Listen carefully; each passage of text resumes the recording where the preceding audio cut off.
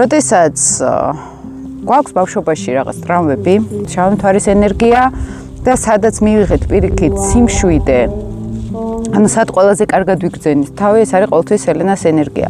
საერთოდ რა აღარ ვილაპარაკოთ კარმაზე, წინაცხოვრებებზე, აი უბრალოდ ფსიქოლოგიურად ბავშვობის გზავნილები, ხომ? აი ეს ინერციით მოდის მერე ეს შავი მთვარე, ანუ ჩვენი შინაგანი დისკომფორტი ღვივდება თითქოს. უფრო პრობლემა ხდება ნელ-ნელა ცხოვრებაში. აი წარმოვიდგინეთ, რომ ჩვენ ყველას ძალიან ტრამვირებული ვიყავით რომელიღაც სფეროში. შეიძლება იყოს და ყოფილიყო ეს ძალიან ხილული ტრამვა, შეიძლება ყოფილიყო ტრამვებს ვეძახი ფსიქოლოგიურს. რომ ჩემმა ფსიქიკამ, ჩემმა შინაგანმა ბავშვმა ფსიქოლოგიურ ენაზე რო გითხრათ, როგორ დაინახა სამყარო, ხო? რეალურად ჩვენ ხვდებით ჩვენ ცხოვრების მიმდინარეობას აი ამ შინაგანი ბავშვით. მიყვავს ყველგან ჩვენი ტრამვები.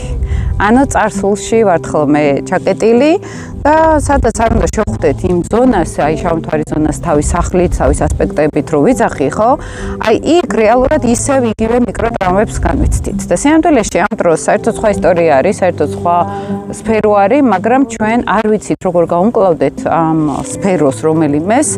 თან გვინდა რომ ეს მოვაგვაროთ, იმიტომ რომ ფსიქიკა ესე არის მოწყობილი, რომ ჩვენ უნდა დავხუროთ ჩვენი ტრამვები, ისტორია უნდა დავასრულოთ და როცა ჩვენ ქვეცნობიერში პროცესი მიდის და არანაირად არ გვარდება, ხომ?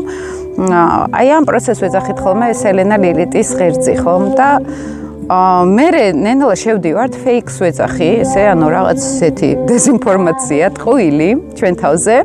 შევდივართ ამ დეზინფორმაციაში და არ ვიცით როგორ მოვაგვაროთ ეს პრობლემა და სინამდვილეში ვართ ჩვენივე ხელით რაღაც ჩაკეტილი, აი ეს манипуляციის რაღაც ქსელში, იმ ენერგიაში, სადაც გვაქვს ეს შავი მთვარე და შემდგომ ხდება სატურნის დიდი პერიოდი, რომელიც 20-30 წელიწადში ერთხელ დგება და ეს არ არის სატურნის დაბრუნება, ეს სხვა სატურნის ხანგრძლივი წელნახევრიანი პერიოდი არის, სადაც ეს ყველაფერი უკვე დაგროვილია და უკვე გვიწევს გამკლავება აი ამ ფეიკებთან, ჩვენ შიდა დემონებთან, ანუ ჩვენ შიდა ტრამვებთან.